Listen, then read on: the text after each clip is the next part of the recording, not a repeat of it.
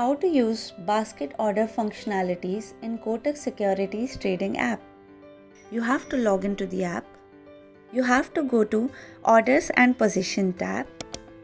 You can click on the basket icon and you can add stocks to your basket by clicking on plus icon. You can also delete all the stocks which are added in your basket by clicking on delete all. Also, when you go to watch list section, you long press on any of these stocks, then you see an option of selecting those stocks and adding those stocks to your basket. You can also go to research section, click on any stocks and check the stock details. And you can use the basket icon over here and you can add stocks to your basket by clicking on plus icon again.